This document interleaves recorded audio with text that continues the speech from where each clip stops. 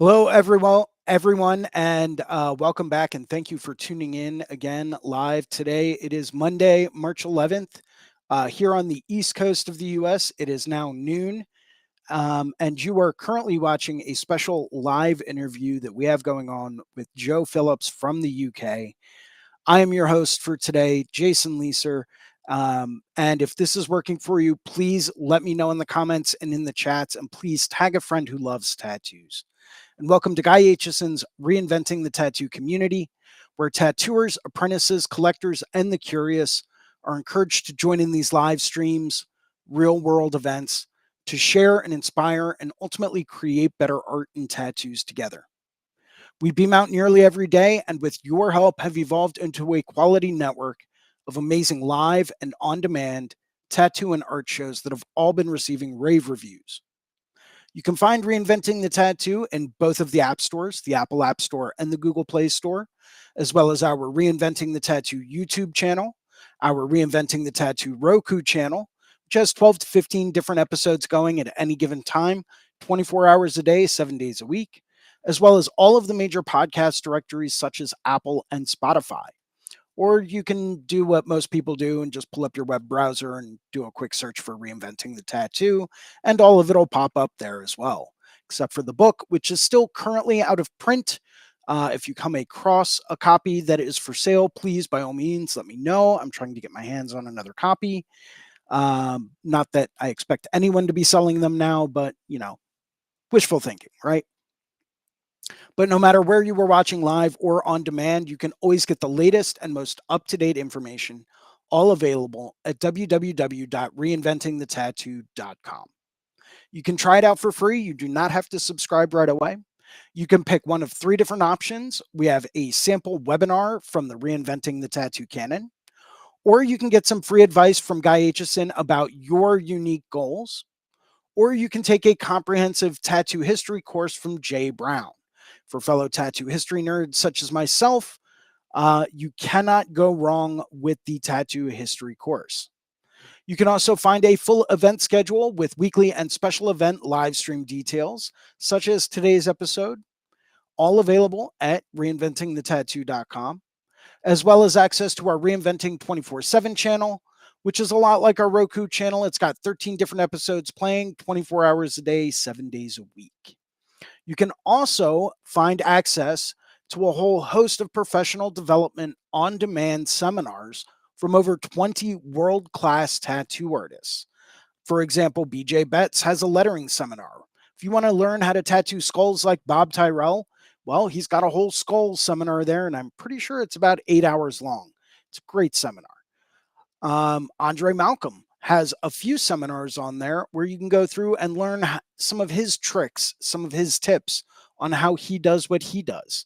All of that and a lot more is available at reinventingthetattoo.com. Once again, if this is working for you, please let us know in the comments and in the chat, and please tag a friend who loves tattoos. We have a number of weekly staple shows that we always encourage people to join into. Starting off on Mondays at 9 a.m., we have Drawing for Tattooers with James Wisdom, where we get to go through and discuss basic drawing techniques and strategies to help us get back to our roots of being a fine artist in this tattoo world that we live in. Following that, on Mondays at noon, we have the Skill Building Monday Drawing Group with me, Jason Leeser, which gives us a great place to go through to help us build some of our skills and work on some of these skills that we've picked up along the way, whether it's Procreate tips and tricks, whether it's learning how to make your own brushes in Procreate, working with digital media, working with analog media, maybe it's covering painting or drawing aspects of something. All of that and a lot more is covered, and that's Mondays at noon for the Skill Building Monday Drawing Group. Following that and capping off Monday evenings at 9 p.m., we have a subscribers exclusive drawing group with Sandy McAndrew, and you will have to have a subscription to the Reinventing the Tattoo Canon or the Reinventing the Tattoo Evolution course in order to access those live Monday night drawing groups. I can tell you from personal firsthand experience, having taken those Monday night groups for the better part of 2 years straight, you can see a marked difference in the work that I was doing when I started and the work that I was doing after I completed them. And it is a monumental world of difference. I cannot stress to you enough that the cost of the program is absolutely 100% worth it just for the Monday night drawing groups alone. Highly, highly recommend it. Take my word on it. Or better yet, take a look at some of the people that you know that have gone through the program. Look at their work. And that's all on Mondays. Taking a look at Tuesday at 11 a.m., we have the Tattoo Weekly Show hosted by Gabe Ripley, Lauren Gregory, and Fawn Baker. And that will go through and help us cover all of the current events in tattooing going on in this day and age. On Wednesdays at 12 noon, we have the Tattoo Now show with Gabe Ripley, where we do a deeper dive into the business aspect behind tattooing. So if you want to learn more about marketing, advertising, travel visas, if you're planning on traveling somewhere and you want to go there to work, maybe you're doing a guest spot for a month in Spain or Portugal or the UK, who knows? Take a look at tattoonow.com with Gabe Ripley, where we go through and we discuss a lot of these deeper business aspects to this industry. And capping off the week on Thursdays at 6 p.m., we have the Tattoo Collecting 101 podcast with Fawn Baker, which gives us a great place to go through and share some of our stories about tattoo collecting and what we've experienced along the way. We have a number of special live events coming up fairly soon. March 22nd through 24th, I will be at the Skindustry Tattoo Expo in Allentown, Pennsylvania. Feel free to stop by and say hi, come out, get tattooed. It's a smaller show, but the caliber of artists there is absolutely spectacular. You will not be disappointed. That is March 22nd through 24th, the Skindustry Tattoo Expo in Allentown, Pennsylvania. Following that, May 17th through 19th, Reinventing the Tattoo will be live from Columbus, Ohio at the Hell City Tattoo Convention. And look at this lineup, folks. At Hell City this year, we have special guests that include Paul Booth, Derb Morrison, Joe Capobianco, Jimmy Litwalk, Nico Perez, Ty McEwen, James Vaughn, Jesse Levitt, Ron Earhart, Marshall Bennett, well, and of course me. I'll be there too. So stop by, take a look at Hell City Tattoo Convention, May 17th through 19th in Columbus, Ohio. Following that, June 23rd through 25th, also out in Columbus, Ohio at the Red Tree Gallery, we will be having another Reinventing the Tattoo live event. And that will be co-hosted by Rember and all of his staff. It's going to be an excellent time. So if you're looking for some more personal seminars live in person, take a look. That is a Reinventing the Tattoo live event, June 23rd through 25th in Columbus, Ohio. Would like to go through and take a second to thank some of our sponsors and some of the people that make these shows happen. Starting off with worldtattooevents.com, the largest, most comprehensive resource for tattoo events worldwide. They're constantly keeping everything updated. As we know, living in this post-pandemic era, there are still tattoo events and conventions that are getting rescheduled. So if you want to stay up to date with the latest, most up-to-date tattoo event or convention information coming to a city or town near you, or maybe it's one you plan on visiting, it's how I usually base all of my vacations, take a look at worldtattooevents.com. Would also like to thank tattoonow.com, technology for tattooers, the leading edge in professional development, management, and digital tools for tattooers of all levels. They are 100% competitive with any type of CRM, mailing list, or scheduling software out there. So if you're really looking for the digital tools that will help you streamline your booking process, get you more clients, and help you be more efficient with tattooing, take a look at tattoonow.com. Would also like to thank the man, the myth, and the legend, Guy Aitchison, both personally and professionally. You can go to guyaitchison.com. He is the founder and inspiration behind Reinventing the Tattoo. You can pick up a copy of his Biomech Encyclopedia, some of his tutorial DVDs, I think he still has a couple custom coil machines for sale, as well as countless fine art prints and the occasional painting, all for sale at guyaitchison.com. Would also like to say a very quick thank you and shout out to the Apprenticeship Diaries with Amy Nichols, the number one resource for people looking to get more information on a tattoo apprenticeship, or if you are an apprentice hopeful and you want to learn more about what it's like to be a tattoo apprentice. Take a look at the Apprenticeship Diaries podcast with Amy Nichols, and I can guarantee you, you will not be disappointed. There we go. As always, we ask that if you like today's show, make sure to hit that like and subscribe button down at the bottom of the page. Make sure to post a positive review on the channel as well. It's up to you to tell us whether or not we're doing a good job. If you would like to host a Reinventing the Tattoo event, become a sponsor of our community. Or if you are looking for a fine art or a tattoo critique, you can always email management at reinventingthetattoo.com. And we will get back to you just as soon as we can. Without further ado, ladies and gentlemen, it is with great pleasure and great honor that I introduce to you Joe Phillips, beaming in all the way from the UK. Joe, welcome aboard. And thank you for joining us today. Let me go over here and I'm just going to set this up. There we are. Wonderful. Thanks for the introduction, Jason. That was Oh, lovely. you're very welcome. I've done it quite a few times. Gotten very good at it over the years. Awesome. So let's start off. Why don't you tell me where you're from and where do you work and a little bit about yourself? So we've got so my name's Joe as well. Sorry, I know you've introduced, but I always feel weird if I don't say that before I start my story, right? So that's the beginning. Um, I'm from South Wales. So Barry is 100 years ago, it was the largest coal exporting town in the world. So we've got this kind of old industrial kind of history.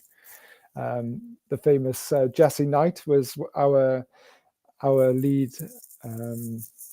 like tattooist back in the day. My grandfather got tattooed by her when he was 16, and she was the son of like I think Thomas Knight, who was like a Wild West gunslinger and ended up working in the circus, and she was like 80 years old when she tattooed my grandfather. So we've got this like old history, and she was just a badass. You know, she had this kind of strong man that would kind of stand outside her shop looking menacing on Thompson Street where all the brothels were, and you know, it was a proper like seedy old place back in the day when all the ships would come in on into the port, and you know, it was so we've kind of got this old history. And then, you know, about 16, 17 years ago, I rocked up. I went and got my first tattoo done after being guilt tripped about like my ex had my name done on her, and she guilt tripped me into having her tattoo done, right? Her name tattooed on me. So that was it, my first one. And from there, I just fell in love. Before that, my my dad had an old school biker tattooist friend called Dobbin, and as a kid, I just saw him on such a high pedestal. Right, this guy could just draw like no other. He would just engrave mirrors and, you know, dual tanks, and the second this guy did put a stencil on my body, it was very much a case of like, oh, that was a bit of a cheat, you know. I've got something to follow now, and it's just like a pen. I could do that. And I asked the guy, and he was a bit of an old anarchist punk. It was in a proper shop, and I said, okay, can I learn? Like, how can I get into this? You know, I'll show you my drawings. He had a little look at my drawings, and his advice was to buy a kit off eBay, which come in, bring in your pictures, and here's the Huck Spalding book, so you can learn about cleanliness and the basics, and that was it. He didn't have the space in the shop for me, so I bought an old Prestige pot sterilizer, and I made everything clean in my house. And you know, I was taking my photos to and fro, and yeah, he was a good egg. Wasn't the best way. I didn't really know until about a year in that like that was definitely not the best way to go about things. But you know, I'd left home a week after my 16th birthday. I'd already had a crazy early life, and I couldn't have done a 3-year unpaid apprenticeship, to be honest. So, you know, maybe I could have, but in the headspace I was at the time, there was just no chance. And then being in the shop and getting to know my clients, I think it was about 2 years in where I kind of really started feeling the responsibility of our role, right? I was already trying to do better just out of basic business sense. The only other tattooist in Barry, an amazing guy. I'm not going to run him down. He's passed, love him now. Lee Clements, what a hero of tattooing. But he was going through some stuff and he would not turn up on clients and that. So I'd have his overflow, and that kept me busy for the first couple of years, and so out of trying to just get better, I went and guested in a tattoo shop in the Channel Islands with Matt Burdett and Nico Dre, and both of those guys are like 14 years in and 7 years in, and both of them were just excellent, like real craftsmen who just love their art. And Matt was a very solid traditional tattooer, and Nico was a very soft black and grey artist. So between the pair of them, I got everything I needed to get me started. And then while we were there, my partner at the time got pregnant for a kid. So we returned back to Barry, and then I got to put into play my first 3.5 years of experience, and really, I did a few guest spots while I was kind of saving up money, or very open, I'm going to open up my own shop, very honest about it, and just kind of worked for 50% again. Like I hadn't done that ever, like the first shop that I opened, I was 20 years old, and I opened it myself after, I'd been in a non-tattoo artist owned shop for 3 months, and he was just ripping us off, and he didn't give us any support.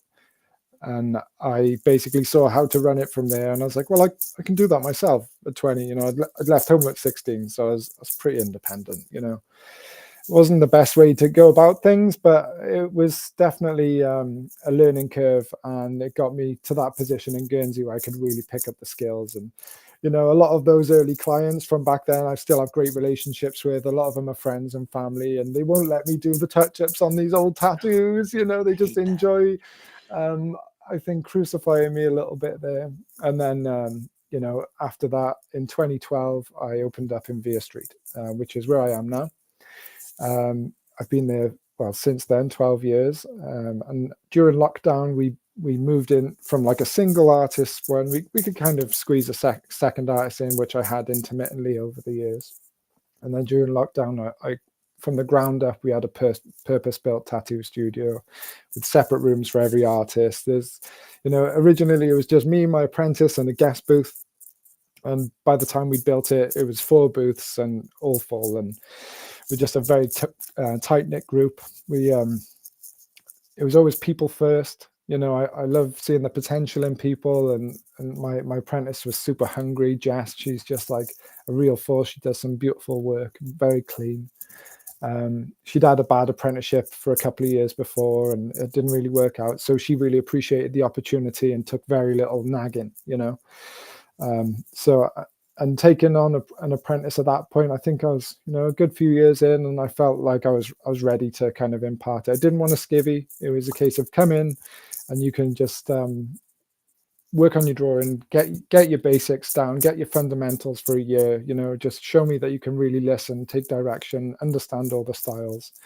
And so she came with me. She earned her own room in the new shop, and it was to kind of accommodate both of us. And yeah, so we're in there now, Vere Street Tattoos 2 Mark II. And at the back of the building, there's a 2-story workshop, which is underdeveloped at the moment. But this month, we finally put our name on the premises. We've just completed, and the back's going to be a 2-story art workshop, so community art project. So yeah, that's kind of where we are now. Beanie and Arthur, the other 2 guys who work in, both have about 8 to 10 years experience each, and just down to earth, like where we are in the street. It's full of crackheads and people that have been on the other side of the law for a long time, but mixed in with old school Barry families with just good old school values, and just they're also our cousins, these crackheads, right? So there's a baseline of compassion, and I feel like we serve a vital role in community. Like, these people aren't going to counsel us, and the door's open for coffees. If even if tattoo time, you can't afford that right now, it's one of those kind of places where we can just, I really value that role, especially after being on the street for 12 years. You kind of get to know the ins and outs of people's lives, and And yeah, so that's why I'm not a millionaire. Yeah, I'm a bit soft, but you know what? I'm happy, and like I live 3 streets away from my grandmother's, and everything's nearby. I'm raising kids at the minute. I've got 6-year-old and a 12 coming up to 13-year-old, and Bravo. yeah, that's the stage of life where I'm at now. Just enjoying, still trying to put between 5 and 20 hours of work into my outside of tattoo and artwork. I think I did a business seminar a few years back with Gabe, and there was this principle of you do 5 hours towards your career a week, and I've stuck by it for the last 7 years, and it's put me in very good stead. So thank you, Gabe. If ever you see this, it was a good tip. So yeah. Yeah, Gabe has changed many lives. Yeah. Many lives. The I OG will be tattoo the business manager. absolutely. And it's funny, like listening to him. So I live a couple of states away from him. It's probably like a 5 or 6 hour drive. Um, and I remember he hit me up the one day and he's like, "Hey man, I want to send you something. What's your address? What's your home address and whatever." And I, sent it to him. I had already been talking to him for a little bit at this point in time. And it's not like I'm just going to give out my home address to, anyone. So, but I was in the middle of a broadcast one Sunday because this used to be held on Sundays, and I hear this knock at the door, and I'm like, "Who's that?" And I open up the door, and it's Gabe, and he's standing there, and I'm like, "You're real." Because at this point in time, we had never met in person. If we did, it was very briefly at some convention like 10, 15 years ago, and I was like, "You're an actual real dude. Like, Yeah. come on in, man, grab a cup of coffee." But great guy. We, sat down, did some live broadcasting together. It was pretty great. But it was a real like eye opener that, like things do happen for a reason, where you are right now, it's exactly where you're meant to be at this point in time, Yeah. and as long as you're continuing to work to progress, then you're on the right path. And that's what matters. Yeah. Um, same thing could be said for my life. I was in a tiny little hole in the wall crap studio for the better part of 10 years, getting my feet wet, getting my skills built up and all that stuff. And before that, I was bouncing around between different studios. And, finally I made the move and moved into a better studio. And it's like everything in my life changed. Started taking the reinventing the tattoo course, got the yearly subscription for that. And it was like, from there, things just kind of took off. Um, and I'm now finding myself in the position where it's like, should I fly out and get tattooed by Philip Liu this year, or should I wait until next year? And it's Wow. like, I never thought I would be in that kind of a position, you know, let alone I met the guy once. So I've been to the UK a couple of times for the old London tattoo convention, which is now Gods of Ink over in Germany, run by Mickey Violetto. Fantastic show. Highly recommend it if you ever get the chance to go to that. Met Philip one time and was like starstruck. I was fanboying so hard. It's one of those like, uh, I'm Got one of those shaking your giant hand. stickers, Yeah, you know. yeah, I didn't even want to wash my hand for fear that I would get rid of the magic that he had left on my skin, you know. But now I'm at the position where it's like, not only do I get to shake his hand, I have the option to get tattooed by him. That was never a concept in my wildest years, Yeah. ever. I never thought I would ever, come up with that opportunity, let alone get tattooed by some of the other people that I have been tattooed by in the past few years. It was incredible. Um, Taking a pilgrimage out to Hyperspace Studios to go and visit Guy, that was life altering. And that all happened within the past few years. So it was really fantastic just to see the way that things have snowballed. Once you get your mind on track, once you get into that right kind of mindset and environment, things really do start to take off. Yeah. So bravo, man. Great background. And I love where you're at now and can't wait to see where you go in the next few years. That is going to be epic.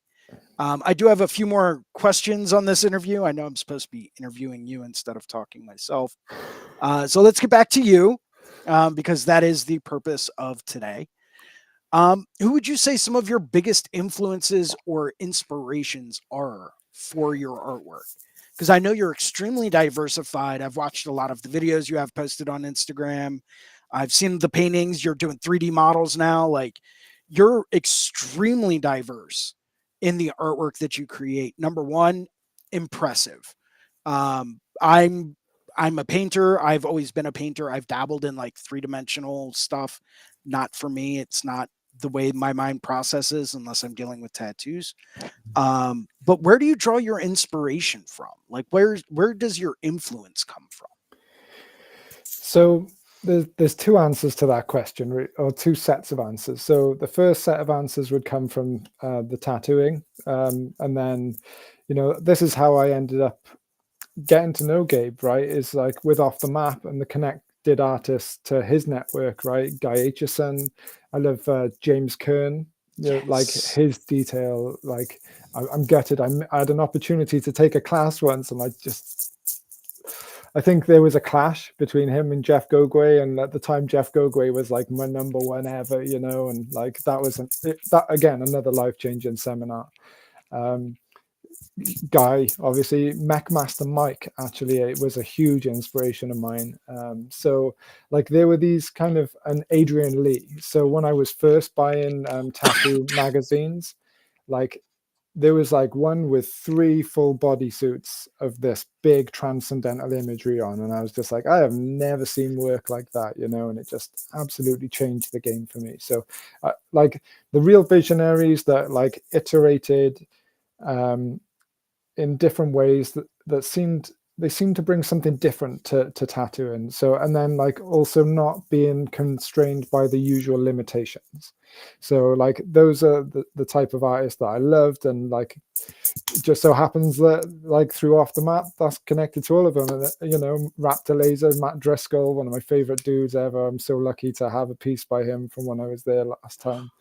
And it was just a dream come true to just kind of be around that environment and meet all the guys. Like you said, oh, you're a real dude, about Gabe. It was the same with all of that and with those guys, and just being around it and just like being normal with it all, and just like, oh, right, okay, actually, I can see myself fitting in here with everyone. I'm a normal, real person. As long as you just chill out and you just listen and pay attention and you show willing, like the conviction and the love for what we do, like is something that we can really bond with when you find others in the community that are like that, right?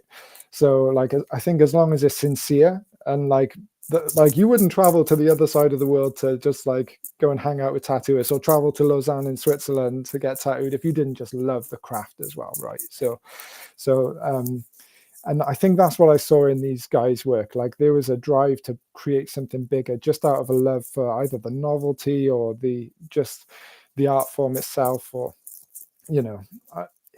So that's the tattoo side, and then within Thrader, which is an art house in the Bay Area, which is the wheelhouse of Jonathan Salter, Seth McMahon, like all these amazing psychedelic painters who just, Alex Gray, obviously, he, the old grandfather Alex, like what a legend.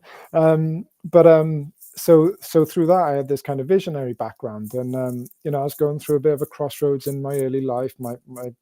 My eldest mother moved away to the Channel Islands. That's where she's from. So she moved back there when my son was 2.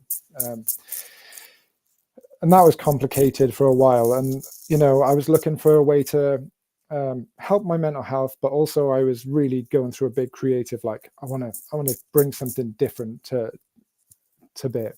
So I went into mushrooms, right? And I'd been listening to the Psychedelic Salon for about a year. And through that, I found like the right spirit to approach psychedelics and how they can be used for mental health. But also my favorite artists from the visionary painting scene are all kind of getting into this. So I went to Amsterdam, spoke to the guy over the counter. It's all legal there, a bit way ahead of their time over in Britain. That is not the case.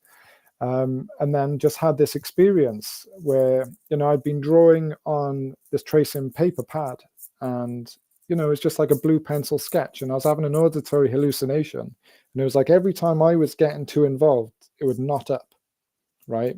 So I just flip the page, and then I just relax, and I'd get like a cheering, And the second I'd knot up, I'd just hear this voice, oh, he thinks he's better than nature, oh, he thinks he's great, okay, I'll just flip the page, And I finished the whole pad, and as I was looking down through the layers, there was a harmony, right? And you could see where all of these relaxed lines were. I was like, oh, that's the patterns from money. That's French curves. I bet Matt Driscoll has done mushrooms. And I had all these other intuitions. And actually, I'm not going to grass him up or anything, but there was an intuition amongst those which was correct, and I was just like, what is it that when you surrender the need to get too involved, something comes through you, right? Then I did my first few tattoos. And then when I was doing these kind of galaxy scene backgrounds, I didn't want to just rip Hubble Nebula. So as I was doing these little galaxy things, the best, most organic shapes are when I let go again and I find that same place. So then it's been a decade of following that flow state, following that channeling through different mediums, bringing it back to tattooing, going back to painting, probably, half a year at a time where I'm really into the painting, and then I'll make a few mock-ups, and then it'll be do the tattoos that come as a result of that iteration of the language. And it's just been a seesaw, like the one feeds the other, and it's just been my fundamentals. I'll work across the board. I'll do pretty much anything apart from a color realism portrait, because I just haven't had the inclination. Really, like Chris Jones is a local artist who's incredible in Cardiff, who does that, and so I was just like, I can't compete with that. I'm going to go my own way, and so in the last few years, I found the guys that are prepared to give me whole limbs to experiment and be this kind of cutting edge piece of novelty, right? But yeah, it's that feeling of channeling in whatever medium, even if I'm doing just galaxy space stuff now, and it's not all the brush stroke and the more pattern work stuff. Thank you very much, Mohawk. But yeah, that's those are my artists, and that's the feeling that I tend to follow anyway. So yeah, that's awesome, man.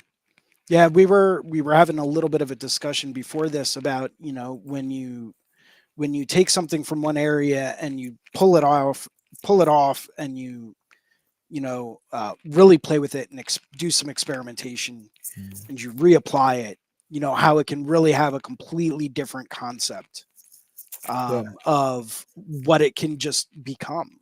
And understanding evolution of design and how nature has that path that it wants you to follow, and try not to fight it, surrender to the artwork. I think that was like one of the key moments, like in 2014, when I was like, oh, you're a real artist, right? So I painted a few of these small little squares and put them on separate days, and then I put them together, and there was a flow that went through multiple small canvases, and I was like, oh yeah, okay, there's something going on here that I'm just going to keep at it. And that was like the drive to keep going with it, following that sense of rightness as well, and just to then apply it in different ways, exactly like you say. I know we mentioned Marcus Leonard, but that's a perfect example where he'll use the chitin of a shrimp or some type of crustacean, and then just like, I like the join of those limbs, and we're gonna just, there we are, we'll blow that up, or we'll fractalize it, or it's anyway, he's good. Yeah.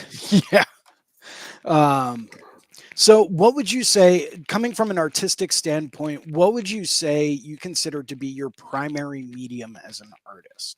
Would you say you're primarily a painter, or outside of tattooing, of course? Would you say that you gravitate more towards drawing, sketching, more painting, digital artwork? How would you define that? I think even when I've gone back to digital now, I'm trying to replicate, like I've made some brushes which will replicate the type of shape that a filbert will make.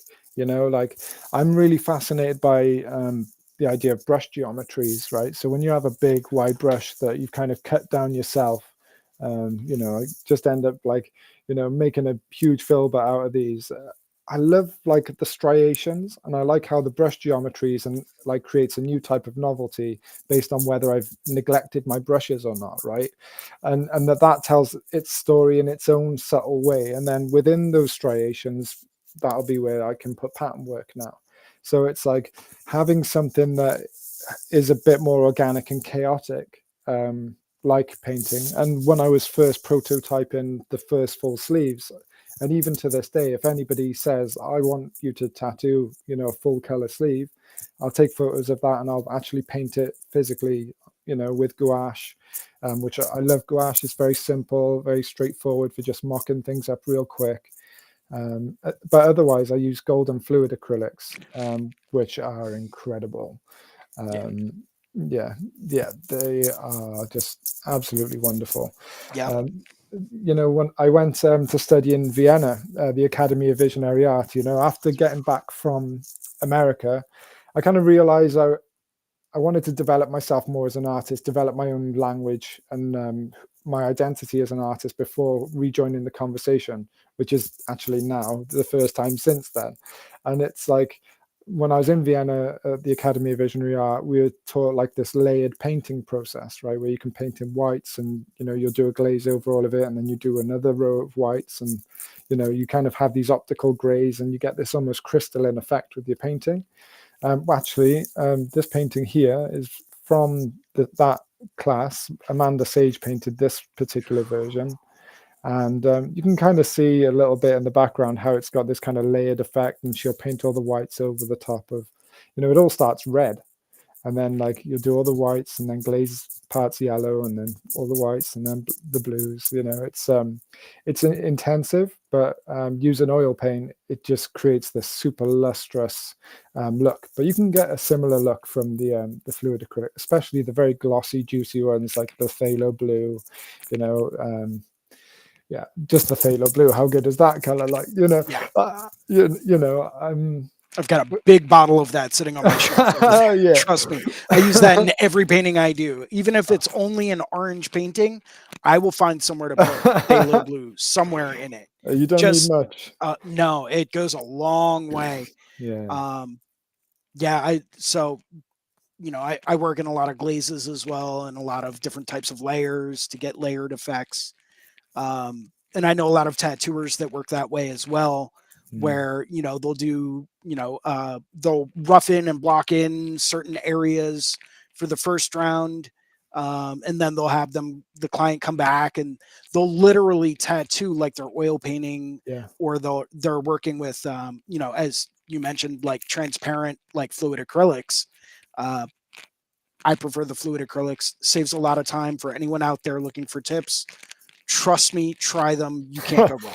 Yeah. Um, but they'll tattoo in that same methodology and in the same manner, where it's layer upon layer upon layer upon layer upon layer to get the desired effects that they're actually looking to achieve. And the look that you get cannot be replicated by any single pass tattoo. It's impossible. Yeah. Um, Um, it I love blows it. my mind. And like finding those clients that are prepared to come on that journey with you as well. You know, despite being a bit of a challenge, I've got one guy and my partner who he's been with me for 13 years now, and he's just like, okay, yeah, do it as long as it needs, you know. And he's all for the novelties, he's and to be something different. And you know, he, yeah, maybe I'll show a bit of his work later on, but when you're able to put layers of pattern work over the top, you know what I was saying before, within the striations of the paintbrushes, right? It's like I don't tend to design every single layer, so I'll have my paint version that I'll put on. I'll paint it directly on with fluid stencil stuff.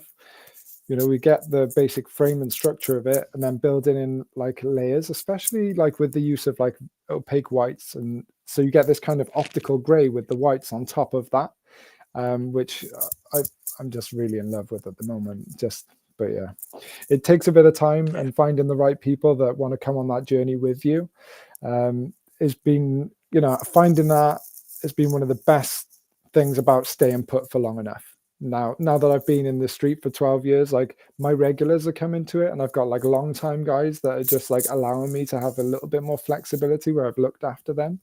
And so building those client relationships is super important, as you, especially for a layered technique, you know, Yeah, it's but the results speak for themselves. absolutely. So, have you noticed any kind of a correlation between the paintings and the drawings that you do, and your technique with that in conjunction with the tattoos that you produce? I'm assuming that you're going for more of that layered technique across the board. Yeah, so I find that as I kind of get to a slump, and there's like a period or a series that I'll do, like just looking back to some of these bottles, one of these was like one of the kind of turning points, right? So everything was very organic like this while I was painting the galaxy stuff, and then during the painting of the bottles, these kills came in, and then that informed the brush geometry aspect of my work. You know, this is before any of the pattern work a few years before. So it's like you can kind of see as something got a little bit more, okay, I did that, I completed a back piece at that level, that was a really cool thing, and now like, okay, what's next then, rather than hammering the same thing over and over again and just allowing it to get stale, making sure that I'm feeding that other side of myself and just making sure there's something else going on. But there's a, like, the one wouldn't be possible at all without the other, you know. So and like the addition of the layered patterns, you know, it came from like a small.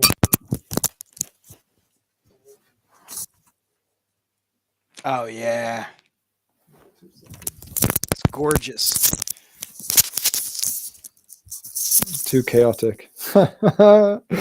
But you know, but yeah, so this was like the first one with the pattern work there, see. So, and it was just kind of, we've got the brush strokes around there, and then just using like a zinc white. I don't know if you've used the zinc white golden fluid acrylic. I have. um yeah, it's just got this proper nice smokiness to it, you know. I know there's concerns about whether zinc is going to age well, but you know, in the, you know, I don't I, do it for it to age well. I do it to enjoy the painting itself. So, you know. I've noticed that with a lot of different artists, and even some of the gallery artists that I'm in constant connection with, in the Philadelphia art scene. A lot of them are like, yeah, okay, so it's not going to last 12,000 years. I'm okay with that. You know, it's like sometimes artwork isn't meant to last Mm, that long a period of time. It's meant to be enjoyed while it's there and while it's active, while it still looks good. And then after that, it's like, okay, it's had that period of time. It's time to move on. It's time to evolve from there. yeah. Um, you know, and that's when I was talking to this one artist that, you know, told me that, it blew my mind, because I was always under the assumption like, oh man, you got to paint for longevity. Like you need to make sure everything is on the up and up. Like you can't do this. You can't paint on cardboard. You can't do it. You know, craft paper, brown craft paper, forget it. Never. And, you know, it's like, but that's not the point. The point is to allow that art to come to life, to allow it to be what it is. And then when its time has passed, it's time to move on. It's time to evolve. And, you know, it completely changed my outlook on a lot of the things that I do and a lot of the things I paint with and play with and, you know, different types of artwork. It's just, it's awesome to hear that coming from, you know, someone else. It just kind of validates things. Yeah, Um, more of that. what would you say if you could point to any one specific moment in time or one specific event that really you could say had like the most amount of impact on your career as an artist? What would that be? I think you know, I went on a pilgrimage to the Venetian tattoo gathering, and that was it. You know, it was a 14-day trip. We drove all the way down, guesting along the way, and it was kind of um, like the main thing. I ended up jumping in with a bunch of different seminars. It was Marcus Leonard. It was um, Jeff Gogwe, um, and I think there was another as well. Gabe's business one was there. Derb did an exercise one as well, for yoga and stuff like that. But the Jeff Gogwe one specifically, right? There was a part in there. He said, people always ask me, how do you find those clients which will let you do bodysuits? And he said that you're probably already tattooing them. You just need to look after those guys, and you need to be able to pitch bigger and show them what it'd look like, and earn their confidence honestly. And I think without that piece of advice, I would never have had the confidence to really pitch bigger, and to feel like, I'm never going to find the right clients. I'm never going, it's hard, right? Especially when you come up with something so novel, right? When you are embarking on something where it takes somebody who's got a real desire to join you on that mission of being something new, right? To be this expression that has never existed before, right? And it just celebrates, especially as bio, right, which moves away from human meaning making, and it is about flow. It's about the pigment, the lineages of knowledge, and just allowing it to be just those things, and that is a sacred thing for me. I really mean that, right? There's a quote: as humans, we're allowed our folly, as long as it comes with the discovery of what loves us by dying to feed us more than we love our hate, right? So it comes from Martin Practel, who's like a Guatemalan spiritual leader who, and basically I took that to mean is like, we're allowed our folly. As like, who gives us this? Oh, okay, we're allowed this kind of crazy experience as long as we love where it comes from. And for me, that's the lineages, it's the materials, it's that moment in time that you share with somebody and everything that led them to your door. And then just like together coming up with something totally different, and just enjoying that and just sitting in that role, right? That we get to be that in that moment. We are to this planet what our cells are to us. There's no communication between our cells and our consciousness, right? But there's a connection of some description there, and to sit into that role as that type of organ, right? If we're all a type of organ for this weird planet, then we're this kind of clever-handed, creative being that gets to bring all these elements from all over the world and just transmit knowledge through oral tradition, and then through books and arcane symbology. What is writing if not an occult practice? It's so interesting when you get into it. It's like, if you know the secret meaning of the symbols, you understand the knowledge. That's just writing. but everything can be that deep, and like, I think the longer you spend in the appreciation of where we are right now, with the luxury of the pigments that we have, and just the materials, the machines, like that becomes a real inspiration in itself. So yeah, awesome. That's awesome.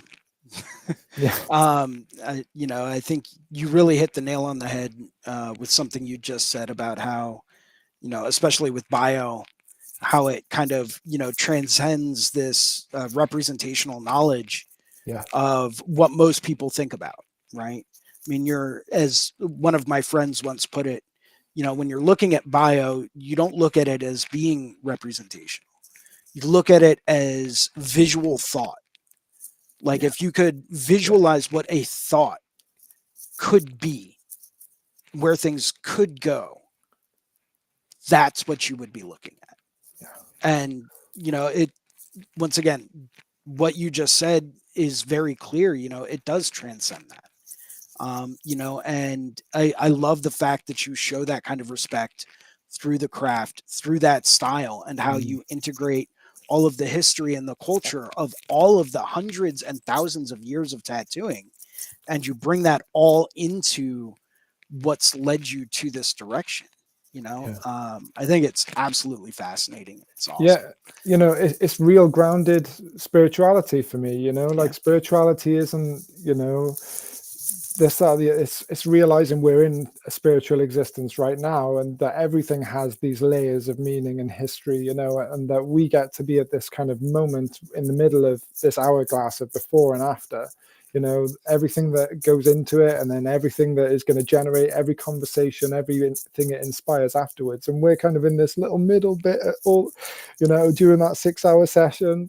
And like the realization of that is shocking when you really like start understanding how much is each side of that, right? And that only really comes through being in the industry for a bit longer. And like, oh, I've had conversations with people 3 times removed from this one tattoo, you know, and it's just like and now it's coming back to me 12 years later, you know, and it's, oh, you know, it's a privilege, right? And I think that the scale of it kind of pushed me into like, okay, well, what are you really doing here when you do this bio stuff, right? Is this novelty theory and the pursuit of that, and the abandonment of the human meaning making, is it really worth it?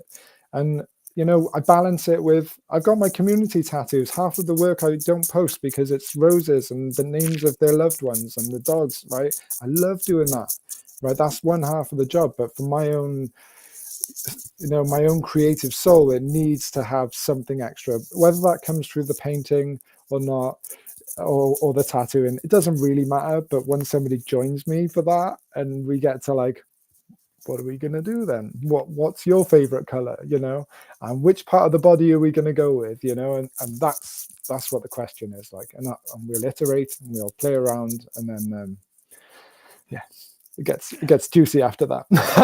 Yeah, right. So let me ask you this: looking at the tattoos that you have done, and looking at, well, the tattoos that you've posted, that I have personally seen, um, looking at the elements of art that you include into each tattoo, what would you say if you had to pick like one element that you really try to emphasize the most when you're creating these tattoos? um, you know, what would you say you really try to emphasize the most? I know, listening to a Gogwe seminar a couple years ago, he tries to put a lot of emphasis on line, and how, you know, as long as he knows that the lines are there and the lines are crafted in such a way, using bold lines and little lines and gray lines and no lines, and you know, as long as the tattoo is crafted in such a way, he knows that anything he does after that is just going to be a bonus. It's just going to make it look that much better. If you had to really put emphasis on something that you include, whether it's in your paintings or your tattoos, what would it be and why? I think it's volume, you know, like this idea of creating the perception of depth, and then, you know, within the paintings, there's already a sense of that, you know, as you work through. I had like a restricted kind of rainbow color palette that served me very well, and it would go from these real dark purple reds, which would really kind of take the foreground, and then, you know, it'd work through the spectrum to the yellows and just get further and further back. And I really loved what like the value would do there. So when it comes to like reapplying it to the skin, then using the body to inform like where the edges of those values are, you know, how, you know, any of the good bio stuff, right? You've got these real dark kind of foreground sections, you've got your highlight light edges, and then you've got this kind of space. And just the idea of creating space in that way, um, I just I get so fascinated by it. And then it's like, how many layers can you get before it's almost like too blended? How many distinct layers can you get? And I think I'm on like 3 or 4. You know, I did a black leg sleeve recently, and like there's bits where it goes right down to skin and white highlight lines and stuff. And there's like, you can kind of see it going down into this like almost like a crevasse of depth, you know. And I just really, yeah, like, so this is where the name for one of my more arty page came from, psychedelic space, right? This idea of like creating volume from that. Yeah. That's awesome. It's something that you see in a lot of really incredible artists, whether they work in bio or not. And I can point to a couple of phenomenal artists just right off the top of my head that really utilize it. Doesn't matter if you're looking at, human skin, even though you are looking at a three-dimensional surface. It doesn't matter if they're painting on a canvas or drawing on a piece of paper. They're transforming whatever flat surface they're working on into this three-dimensional space with infinite possibilities and infinite levels. But there is a key there, right? And you touched on that as well, where it's how deep can you go before you start to lose any kind of clarity or definition, right? Because as things recede from us, they become less and less clear. Just based on the values and theories of perspective and how we utilize that in different things. And you've definitely created that depth. I mean, I can see it in any given piece that I've seen of yours. I can see a minimum of 3 separate layers. You can see that real close foreground layer that's almost in complete shadow from this ambient light behind it.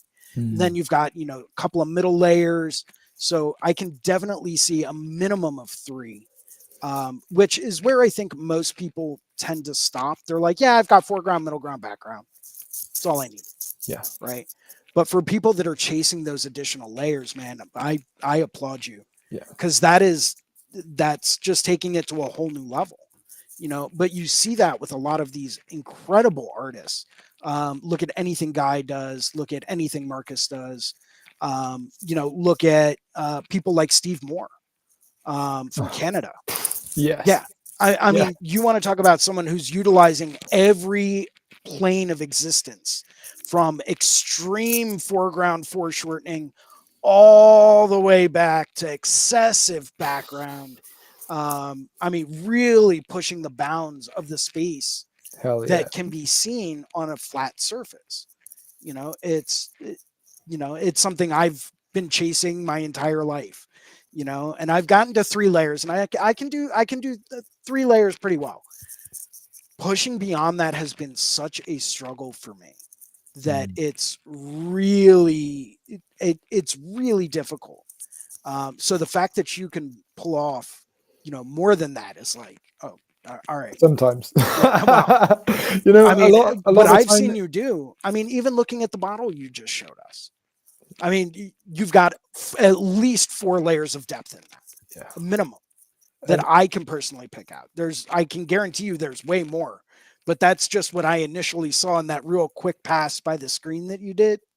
And I was like, oh man, like, what is that? It's a universe in bottle shape, I love painting objects, right? Rather than just like a flat surface is great, but it was so reminiscent of working with the body to inform the shape and the structure of the composition. Working on guitars, the bottles were really good because, every little curve and nook and cranny it dictates where the brushstroke has to go. Right. And this kind of pursuit of balance and harmony, and at the same time keeping this kind of color theory. If you're working through a gradient to create that volume, that it imposes a set of laws or parameters that allows that subconscious kind of painting to have to abide to. So there's less thinking then as well, because there is that kind of structure there, and I find that very liberating. So yeah, I think I get a little bit funny when it comes to trying out like new color palettes. If I haven't like just experimented at least a couple of times before, like how am I going to get from that color to there? And they're actually too similar in value, and those are your favorite colors, but can we go like that dark? Oh, I wasn't sure I'm going that dark, but it's like, but look at it in context now, and you mock it up, and thankfully we have Procreate these days, and that is an amazing, it was a game changer, wasn't it? So here's a photo of your arm, and this is how amazing it could be. So here, let me throw this up here with an AR filter on it. And I'm just going to throw the design on here, and if you look at the screen here, you can really see, what this is going to look like on your arm. It's what technology has been able to do for us in this day and age is fantastic when it works. I come from a background. I've got a background in information technology. on top of, my lifelong obsession with studying tattoos. And technology is fantastic when it works, but when it doesn't, and it doesn't work the way that you think it's going to, Mm. it can be so frustrating. Yeah. But that's why I'm a huge advocate of, you know, working with digital medium is fantastic. And it really provides us with a lot of advantages, a lot of shortcuts, and a lot of additional tools that we can add to that toolbox. But I'm also a huge advocate of being able to sit down and say, okay, here's a pencil, here's a piece of paper. What you just did on your iPad, you should be able to do on the paper. Do it. Um, and there are certain people out there in this day and age that do not have that ability. They've all they know is drawing on an iPad. They've never experienced creating analog artwork. Double Yeah. tapping the paper. So funny story. I was actually out at a tattoo convention, and I'm not going to mention which convention or when this was, but I was at a tattoo convention in the past couple of years, and with no lie, I actually saw a tattoo artist double tap on a client as they were working. And I just remember sitting back and saying, is this what we've become? Like, is this what Yeah. what technology is training us to do? Yeah. Like, and wouldn't that be it's like, convenient though? yeah. Oh man, wouldn't that be great? Yeah. No, that line we're just gonna delete that real quick. There you go. Yeah, we're just gonna do that one again. Wait, where's my streamline feature? Let me turn that up. And the video, nice. Yep, there Yeah. you have content. But it was like, obviously that's someone that has been brought up, and they were a younger tattooer. They'd only been tattooing for like 2 or 3 years. They didn't really have a whole lot of experience with analog artwork or sitting down with paper and pencil and actually drawing. They didn't, like, everything that they did was digital, everything. They didn't draw or paint anything unless it was on an iPad. And it kind of reflected in that one moment where this is all that there were certain times in the past when, I'd be working on a stencil, and, part of the stencil wouldn't come out, and I'd try to draw some of it in. And, I actually caught myself trying to flip the Sharpie around as I was drawing part of the stencil on to try to erase some of it. Because that's what if you're sketching it out by hand and you need to go to erase something, that's what you do. Right. Yeah. And sure enough, I just used my thumb and smudged it out, and it created this great gradient effect. So I kind of kept that trick going in my toolbox for a while. I love those. Yep. Yeah. It's like, if you know how to work with Sharpies on skin, you can actually paint on skin before you begin, and it's fantastic. Yeah. It's one of my very favorite things to do. It's like, yeah, let's see how this is going to look. Okay, and smudge. Yep. But it really gives people a better understanding of what this could look like if we did this like this and this like this. The downside is that you got to keep a ton of Sharpies on hand for that. To show different colors and gradients and things like that. But it's neither here nor there. But I work digitally, I work analog. I've got analog paintings I'm working on all the time, just to keep my hand moving, and just to keep me from getting too into that I don't want to double tap on a client kind of mentality. It keeps me from that. But it does allow us a lot of great tools. But I do not think that, personally speaking, I could ever desire to become solely reliant on working digitally. I would always want to retain that aspect of working with pencil on paper or brush on canvas, or brush on paper, depending on the medium you choose. I would always want to retain that, because I find that there's a lot more valuable skills in that as well, that I can directly apply to the tattoos that I do. My coworker made a comment the other day as I was finishing up a painting. He's like, "Oh, dude, you're not using like a paint pen on that to go through and do all your outlines?" And I said, "Why would I do that? I have a brush right here." And I'm gonna mentally and mechanically, as far as muscle memory goes, I'm going to get more out of using a brush than I am using that pen. Yeah. So there's that direct correlation there. Um, and I love seeing artists that create analog artwork. Like if it was up to me, I'd just go and watch people like Sean Barber or Gogwe or yourself, even Guy, and just sit down and like I'd love to just watch a painting in person in every stage, even if it took like a month or two, right? Just going and sitting and observing the creation of this work of art from start to finish. Mm. You know, it to me, there's nothing more entertaining and valuable um, to me than to see that because you're literally watching the birth of something that never existed before. Yeah. Yeah. Which is then going to go off and have its own life, we're getting to the middle of that hourglass again. Exactly. And it's like, yeah, there's something exciting about that. I would love to come and live paint maybe Paradise, maybe if not this year, 1 year for sure. Come and do some big 6 foot by 4 foot canvas and just get super intuitive with it. Well, I've got a 6x3 here that has yet to be claimed. Hey, bring it down, brother. So, I mean, who knows? Maybe that'll show up at Paradise. This past year, we actually had a great collaborative art. This was all after hours. This took place from like 11 o'clock at night until probably 3 in the morning. And I believe it was Saturday night. So I help out a lot with Paradise, and I am in charge of bringing up art supplies for people, traveling artists that might not want to bring like a whole gouache or oil palette, or maybe it's people that want to work in watercolors, but they aren't quite sure what to use. It's like, cool, don't worry about it. Come and ask me. I have it here. No matter what your medium is, what you like to work on, I always bring it up. And I make sure I've got something for everyone in every medium they want. You want to work with a brush and powdered charcoal? I have it. But Wow. this past year we did collaborative artwork. We had 3 easels going, and I think Gabe has a video of this somewhere on live stream.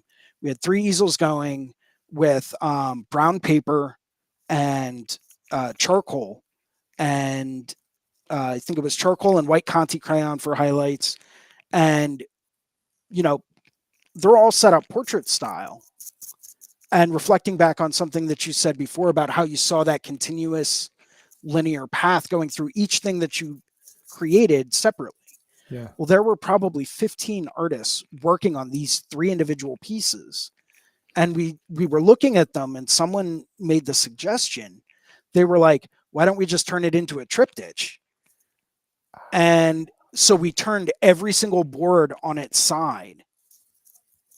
I think we turned one clockwise, one counterclockwise, and the other one, I think, was also clockwise. And it created this beautiful, like, mountain landscape. Thank you, Gunnar, by the way, for creating that mountain. Bravo. Got to give credit where credit's due. Gunnar came in and he's like, we're doing a landscape, and started drawing a mountain. Off we go. Yeah. And so we've got this mountain landscape into this like light medium kind of tone bio into the second piece. That second piece then flows into the third piece, which gets a lot darker and a lot deeper and a lot more in the foreground with this beautiful light texture. If I pull it up, which I know I can because I know I've got it on here. I'll show you exactly what I'm talking about. If I can find the folder that it was in. That was... Those live collabs are wild. The one in Venice, Boris Vallejo is working on one. And oh, man. Boris Vallejo's work is... I have always looked at that guy's work as just on a whole new level. Yeah. Where was... well, I've got it in here somewhere. I'll send you the... once I can find them, I'll send them to you. But I'm not quite sure. I've got so many different files on here from different things. It's kind of ridiculous. Maybe I can clean this up real quick. just in the comments can see Mohawk's like a bit of a Yeah. traditionalist. It's pretty cool.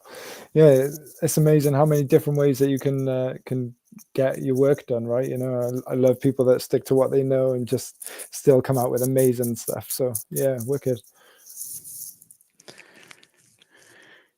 Here we go. I think I Yeah. can open this up in.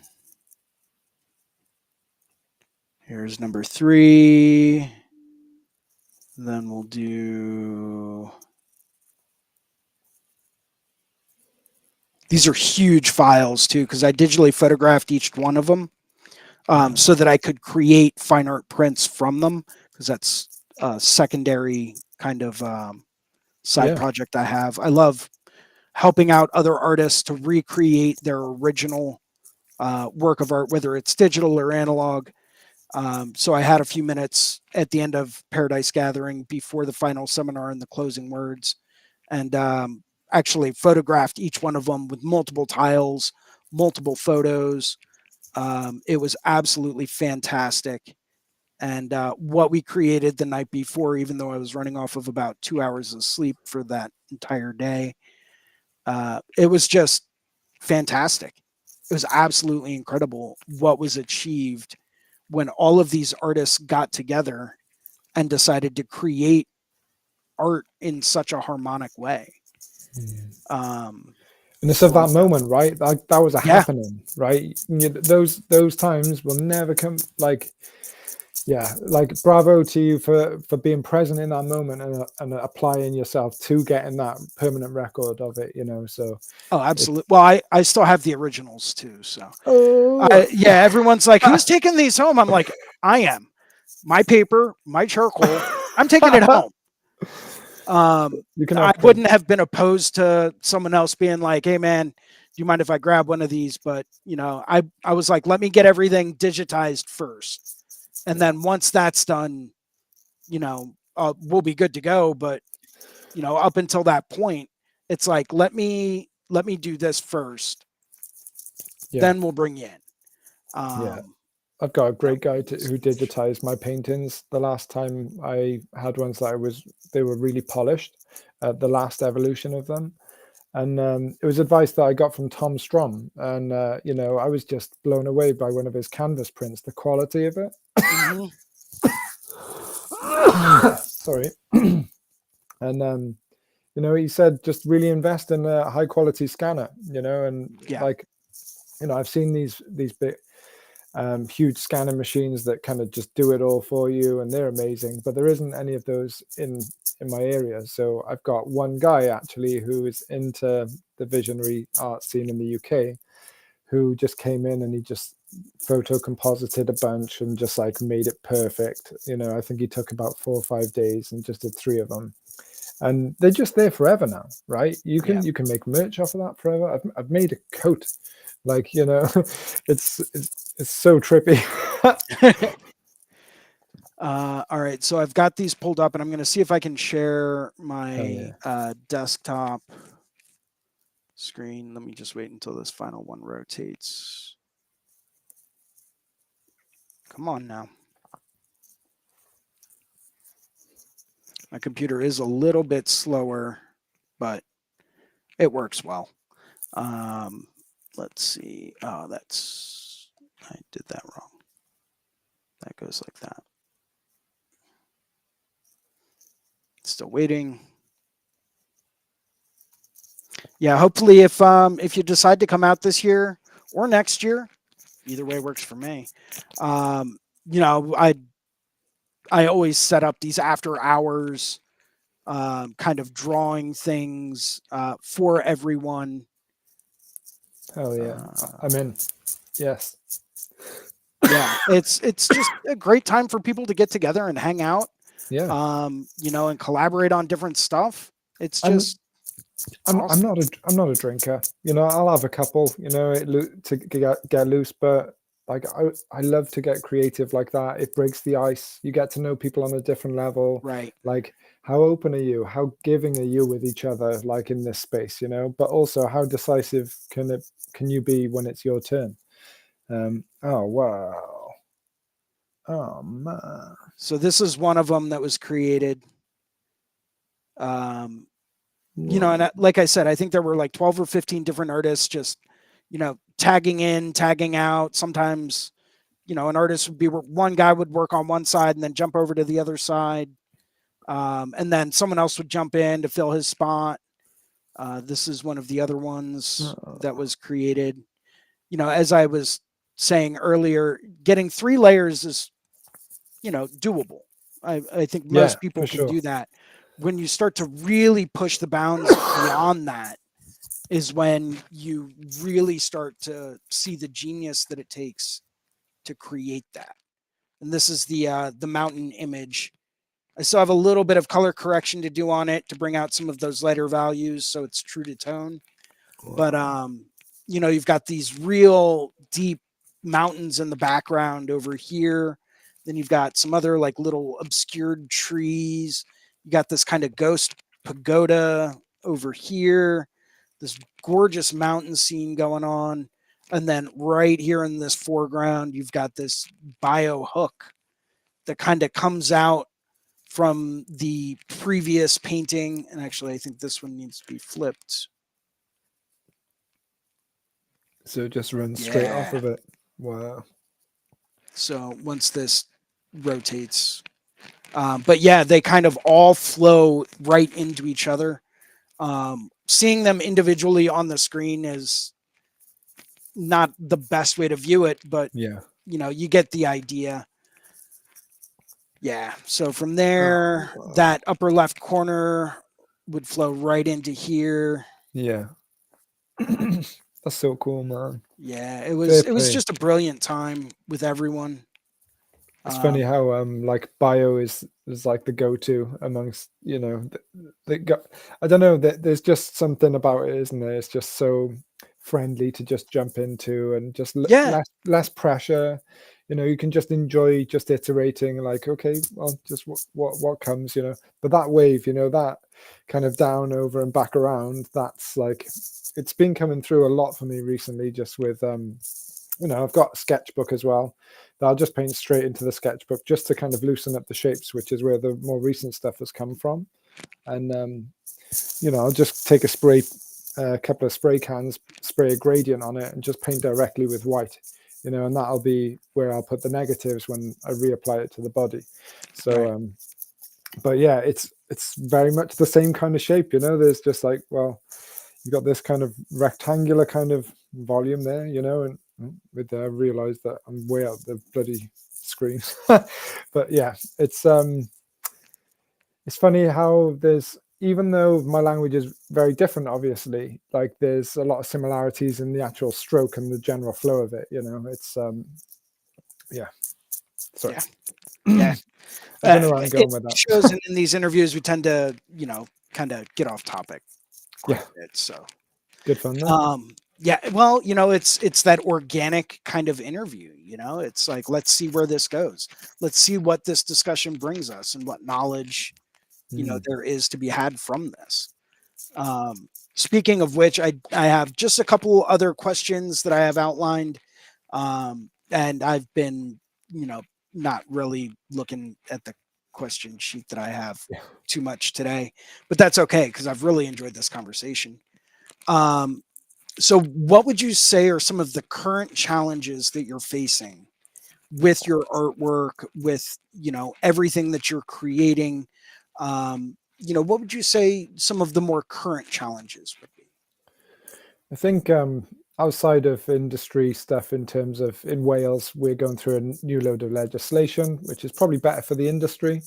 It's more, usually we have like done by county, and it's kind of nice that there's going to be a whole Welsh qualification now, which we're licensed wherever we go in Wales. So it saves us, applying for new licenses if we do guest spots or anything like that, which is, it's nice.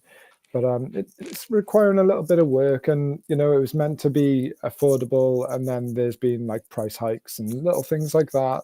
But so that's the only thing really within the industry. I think as we evolve as artists in the shop, making sure that we we stay connected to each other, you know, just making sure that the vibe in the studio is good, that kind of fosters, you know, good tattooing. So you know, we communicate really well and openly, and that's kind of how we get over that. And then in terms of like the challenges facing the evolution of the tattoo novelty in the next step, and it's just finding those that are on board with you with the vision, right? And I don't like to be pushy with it. It's not, I don't want to go on a hard sell for this kind of thing. It's like, I'm going to keep iterating until that kind of period is done, right? And I've had it recently, well, probably about 6 months ago, that somebody wanted a version that I was doing 5 years previous. And the guy's a really nice guy. I'm actually going to work on him at a tattoo convention in a month or so. And you know, he lives about 150 miles north. So and it's just kind of nice, and knowing that if I just put it out there, maybe it'll take people a little while to kind of get used to. I've got work in the meantime, you know, and just kind of having patience, and also honoring that creative impulse enough. So how much do you promote something, right, without it becoming, you know, I'm trying to ram this down people's throat, you know, it's just about me and my vision. I don't want people to kind of think that I'm disconnected from what I've already been doing, you know, because I'm still very happy about all the projects I've still got in process, even though my style and my own output is evolving.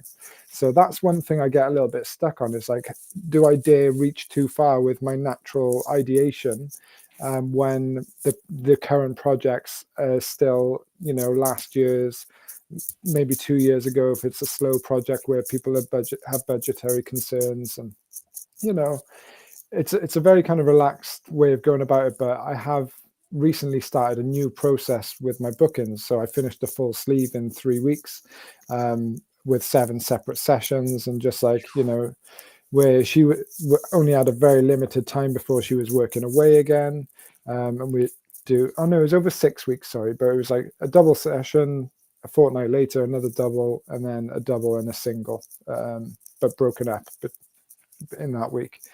And that way it was just, actually it was the one on the ad, the little screenshot of me, so it's like the one with the black and grey castle. So that was all done in about 6 weeks. And so now that's the kind of process that I would really like to bring in now. Is like, if I can, now I'm getting a little bit more accurate with my timing, I'm more likely to say, why don't you wait until you've got enough to cover, you know, the first 6 sessions at least, so that the idea is solidified within that style and it's kind of on.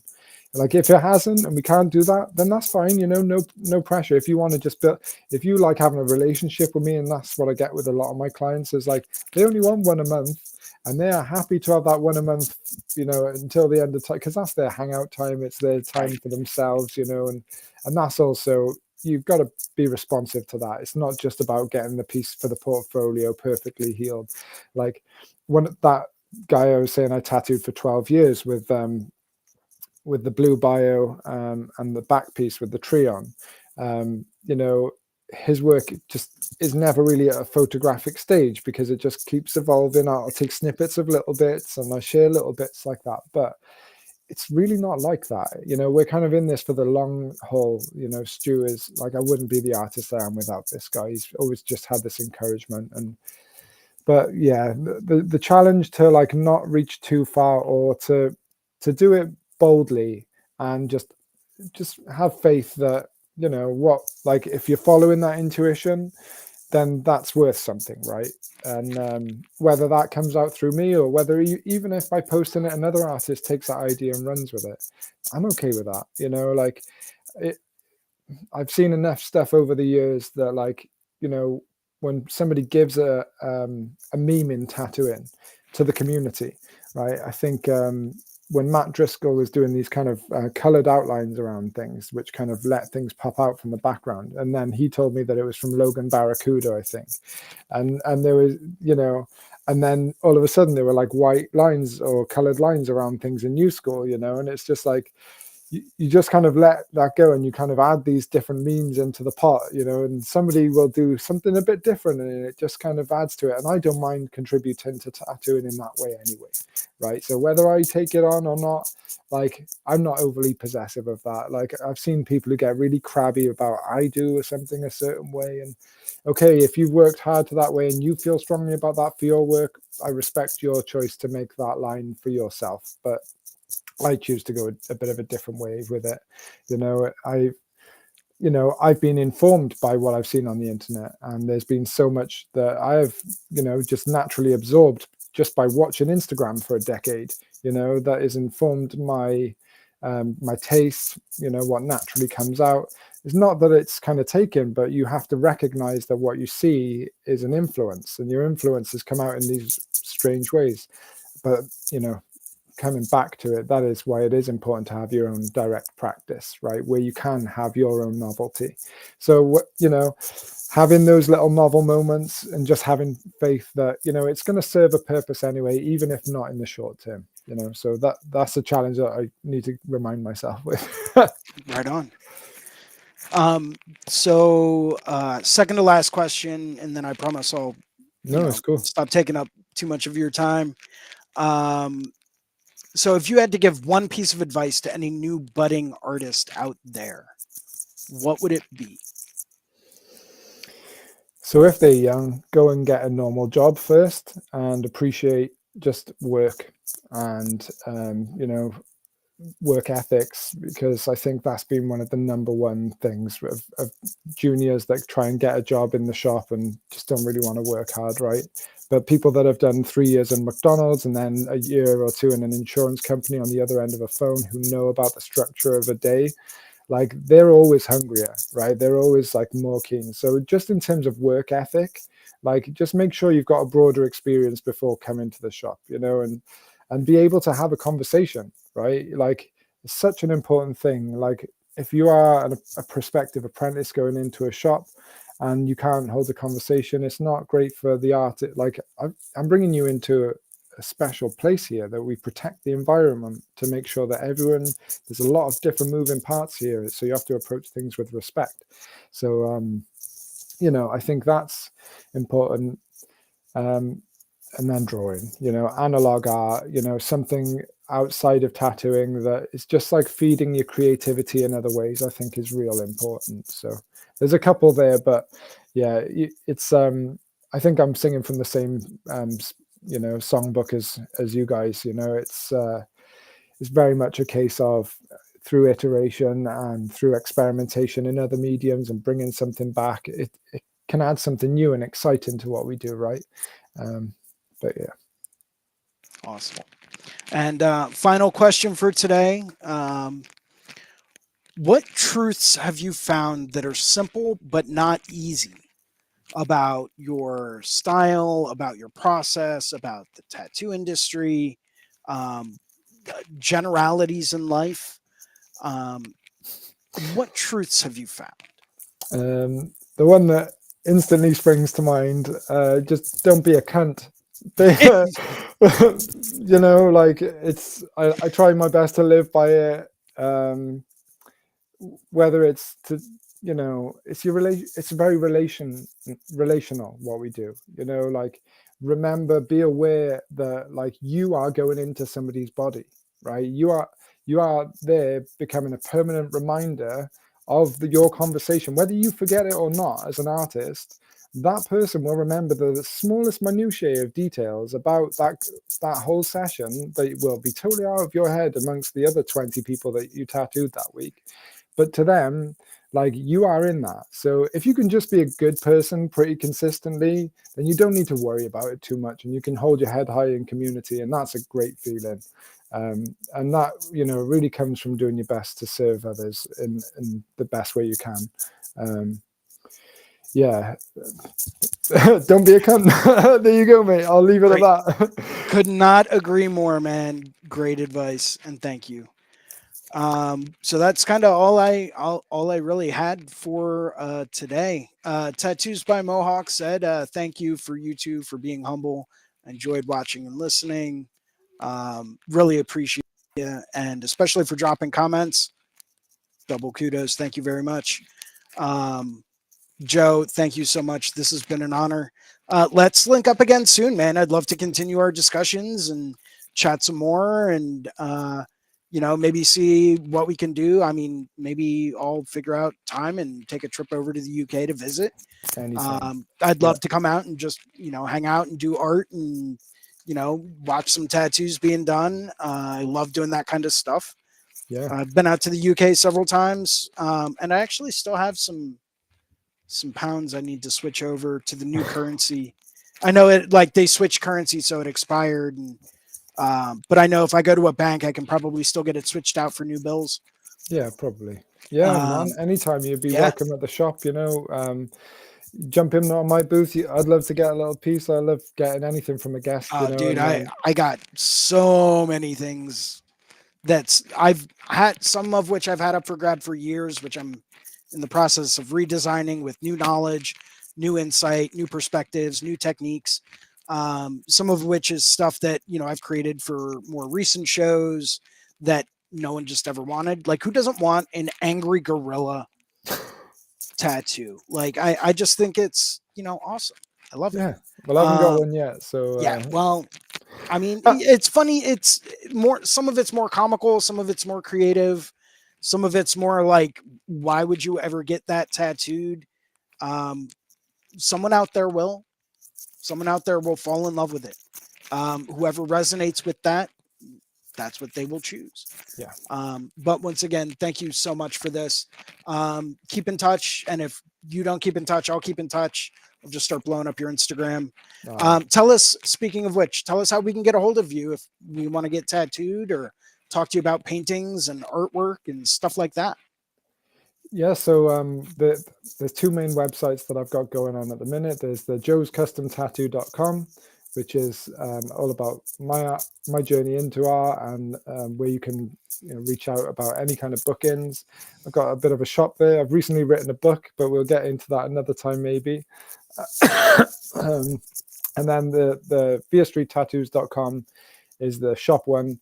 And it just gives you a little bit more history about the studio, the other artists that work there, and yeah, just what we're trying to do in South Wales, bring a little bit of our respect from what came before. It just seems like,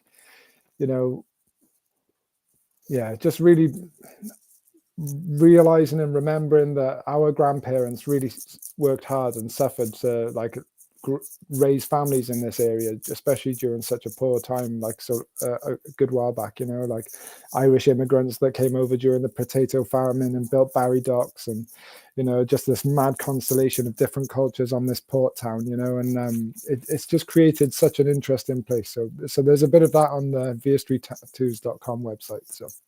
But yeah, thank you so much for the opportunity to come and have a lovely conversation, and very, very grateful for this. And yeah, been an honor and a pleasure. Thank you very much. Take care. Have a great day. Legend, and man. Everyone that's still watching, thank you very much. Have a great day. And yeah, I will see everyone next Monday for another show.